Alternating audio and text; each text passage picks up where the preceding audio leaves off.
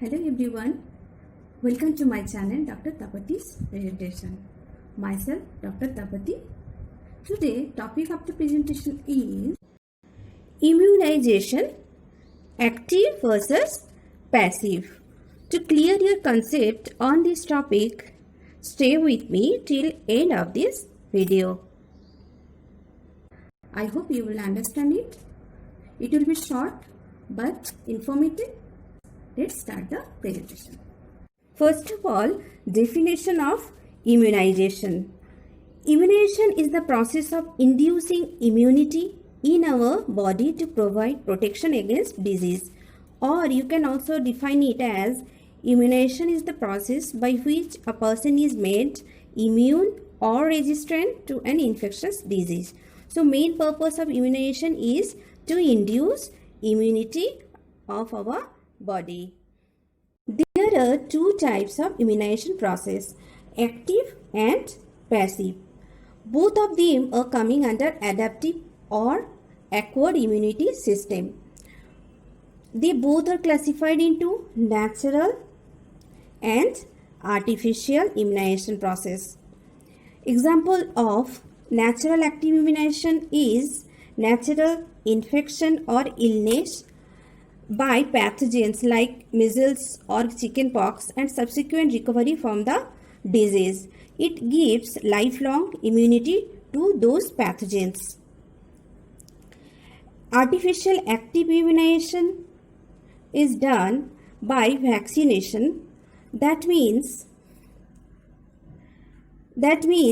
administration of killed or attenuated form of pathogen. Example of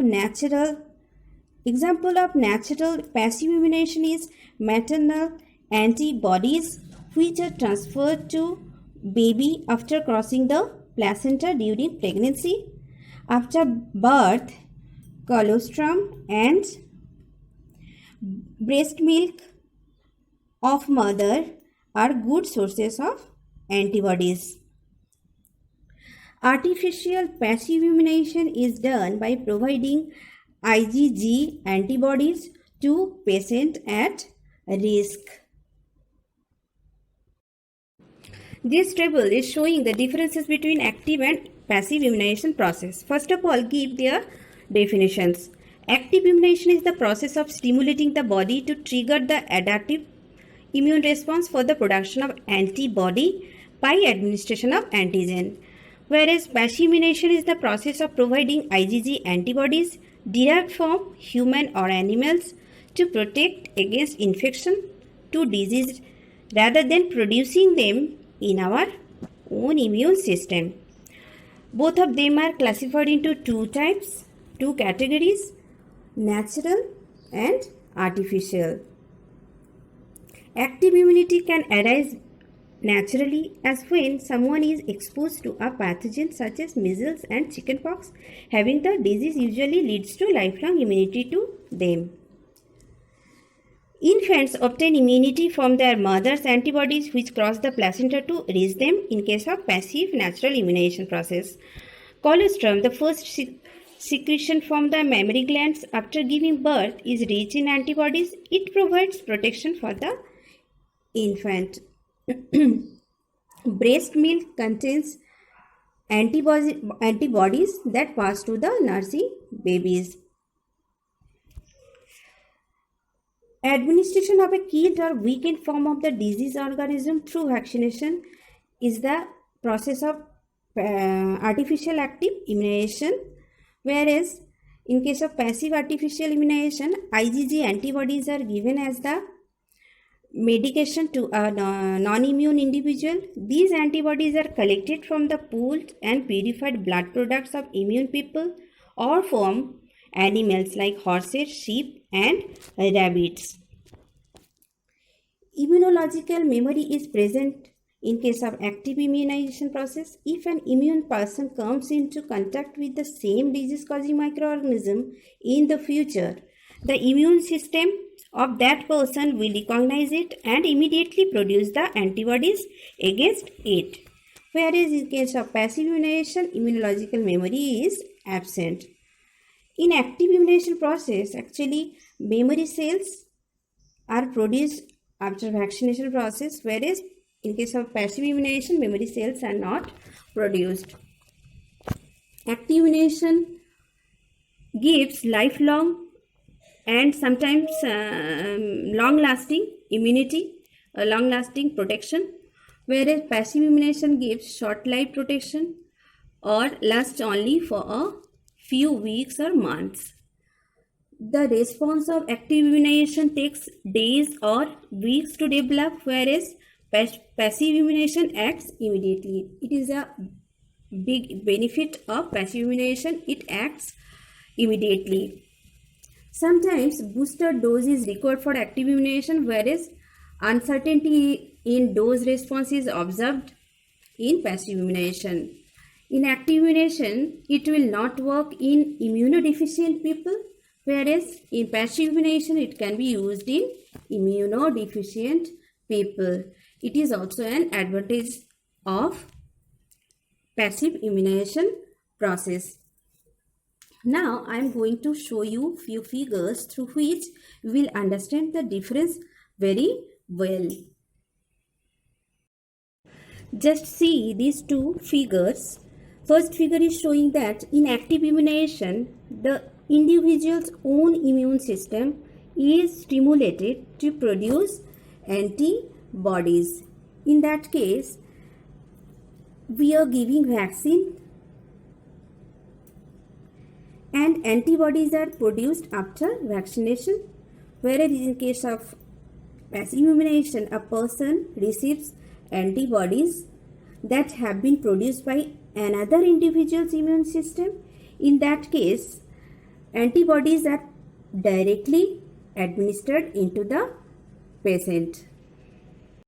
Already I have uploaded 2 videos on vaccine, namely types of vaccines and vaccine and introduction, how do vaccines work.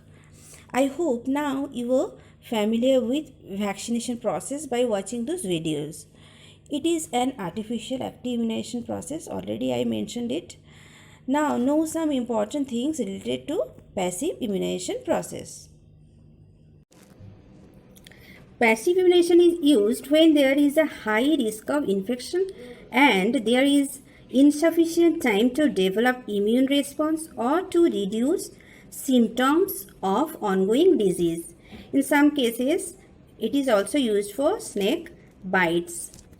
There are 3 types of preparations for passive immunization. First one is normal human immunoglobulin. Second one is specific or hyperimmune human immunoglobulin. And third one is anti-sera or antitoxins.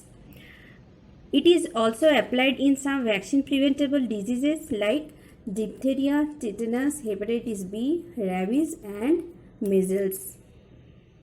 Serum or antitoxin contains specific antibodies against an infective microorganism or poisonous substance like toxin.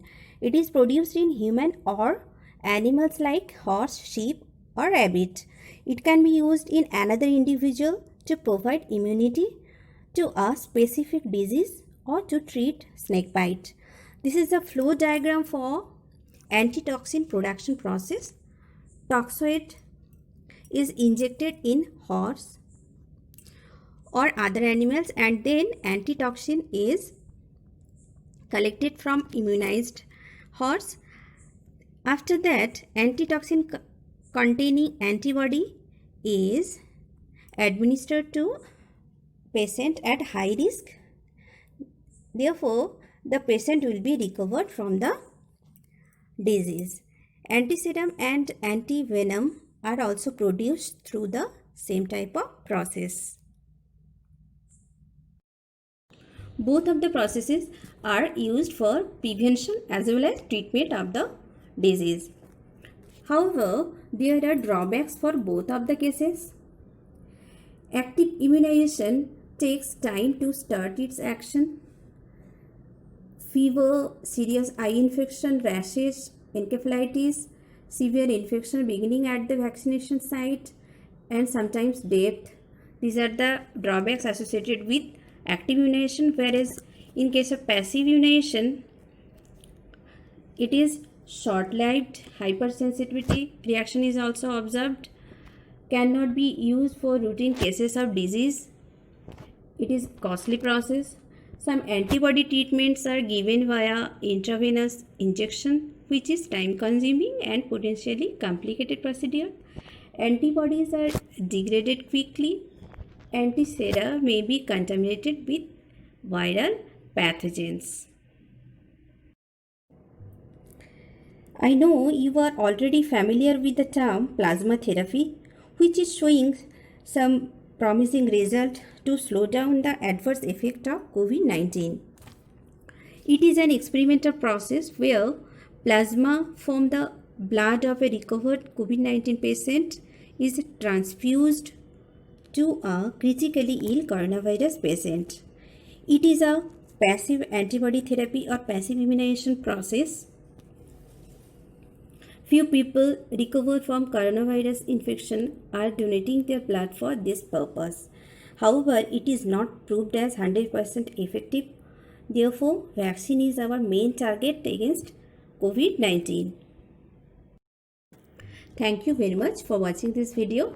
Like, share and subscribe this channel. Don't forget to give feedback in the comment box.